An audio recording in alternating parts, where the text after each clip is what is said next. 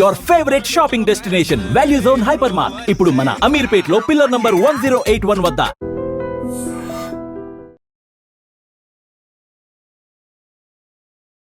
Hi hello నమస్తే, welcome back to iDream media. ఈరోజు మనతో ఉన్నారు గురుప్రసాద్ అకాడమీ నుంచి స్టాక్ మార్కెట్ అనలిస్ట్ అయిన గురుప్రసాద్ గారు. ఇక ట్రేడర్స్ వర్సెస్ ఇన్వెస్టర్స్, ఈ పొంతన ఎప్పుడూ కూడా మార్కెట్లో ఉంటూనే ఉంటుంది. ముఖ్యంగా ప్రతి ఒక్కరూ ట్రేడర్ అవుదాం అనుకుంటారు, బట్ దానికి సంబంధించి చాలా స్కిల్ ఉండాలి, చాలా జాగ్రత్తలు తీసుకోవాలి, చాలా ఎక్స్పీరియన్స్ ఉండాలని చెప్తూనే ఉంటారు. బట్ ఇన్వెస్టర్ విషయంలో కూడా అంతేనా? కాస్త వెసులుబాటు ఏమైనా ఉందా? ఏది బెస్ట్, ఎవరికి ఏది సూట్ అవుతుంది, ఈ విషయాలను తెలుసుకుందాం ఈరోజు ఎపిసోడ్లో. నమస్కారం సార్. ఫస్ట్ ఆఫ్ ఆల్, మీరు బులియన్ మార్కెట్కి సంబంధించి ఎన్నో క్లాసెస్ కానీ ఇస్తూనే ట్రేడర్స్కి సంబంధించిన విషయాలు అప్డేట్స్ మా ద్వారా కూడా ఇస్తూ ఉన్నారు. బట్ ఎప్పటికీ అందరికీ ఉండే ఒక doubt, being a trader versus being a investor, long టర్మ్లో ఏది బెస్ట్ అంటారు? ఎలాంటి వాళ్ళకి ఏది సూట్ అవుతుంది అంటారు? కరెక్టే, ఇది చాలా ఇంపార్టెంట్ అయిన ప్రశ్న. మార్కెట్లో ట్రేడర్ అవ్వాలా, ఇన్వెస్టర్ అవ్వాలా, లేకపోతే అసలు ఏమీ లేదా? మూడు. ఎందుకంటే వచ్చి నష్టపోయిన వాళ్ళు, వెళ్ళిపోయిన వాళ్ళు ఉన్నారు, ట్రేడింగ్ చేసేవాళ్ళు ఉన్నారు, ట్రేడింగ్ చేసి సక్సెస్ అవ్వలేని వాళ్ళు ఉన్నారు. ఇక్కడ డిఫరెంట్ కేటగిరీస్.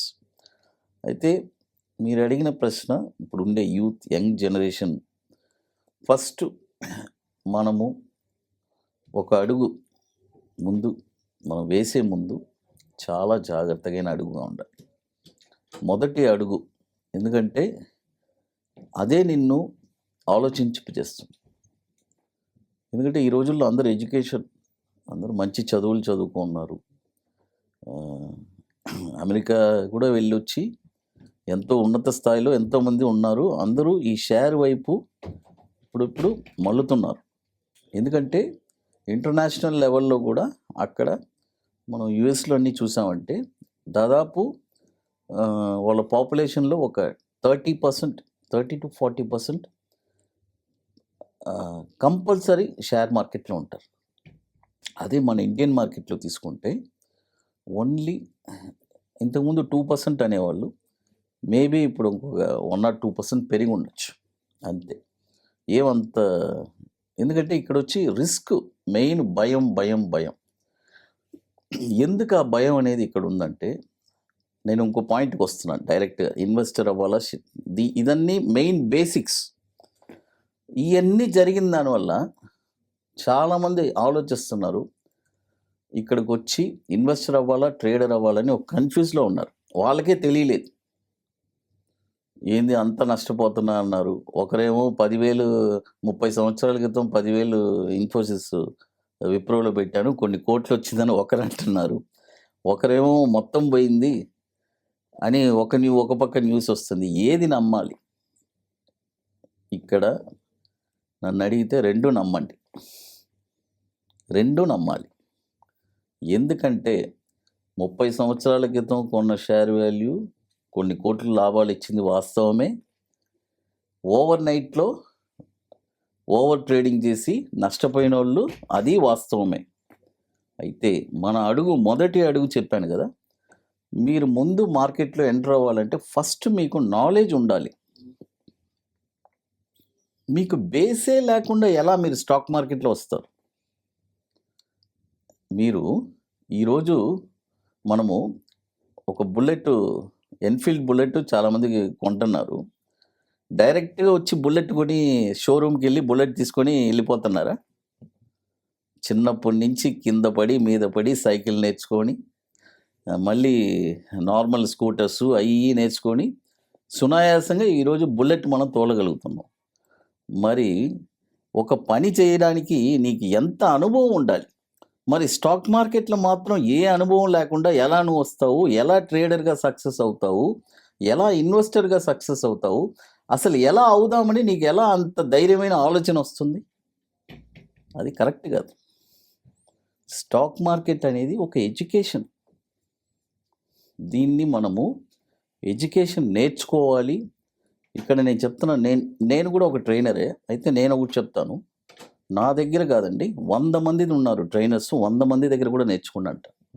అందులో ఒకరిని నన్ను కలుపుకోండి అంట. ఎందుకంటే ఆ మాట అంటాను, నేర్చుకున్న తర్వాత మీకు అసలు నేను ఇన్వెస్టర్ అవ్వాలా ట్రేడర్ అవ్వాలా అని మీకు తెలిసిపోతుంది. అప్పుడు మీరు నిర్ణయించుకోండి, ఇన్వెస్ట్మెంట్ చేయాలా ట్రేడింగ్ చేయాలా. నాకు ఫ్యామిలీ బ్యాక్గ్రౌండ్ చాలా ఇంపార్టెంట్. ఎందుకంటే నేను ట్రేడింగ్ చేసి ఇందులోంచి ₹1 సంపాదిస్తాను, ఇదే నాకు మెయిన్ బేస్ అంటే మాత్రం దయచేసి దీన్ని బిలీవ్ చేయకూడదు. ఎందుకంటే మార్కెట్ వచ్చి మనకి ఓవరాల్గానే మనం ఒక 1 ఇయర్ బిజినెస్ చేస్తున్నామంటే కంపెనీ లాగా ఈ క్వార్టర్ మైనస్ ఉంటుంది, తక్కువ ఉంటుంది, నెక్స్ట్ క్వార్టర్ బాగుంటుంది, వాళ్ళు ఓవరాల్గానే కదా రిజల్ట్స్ అనౌన్స్ చేస్తారు. అదేలాగానే స్టాక్ మార్కెట్ కూడా ప్రతి నెల నాకు లాభం రావాలి, డబ్బు రావాలంటే కుదరదు. ఈ బిజినెస్ నమ్ముకొని నీ ఫ్యామిలీ రన్ చేయాలంటే రాబాక.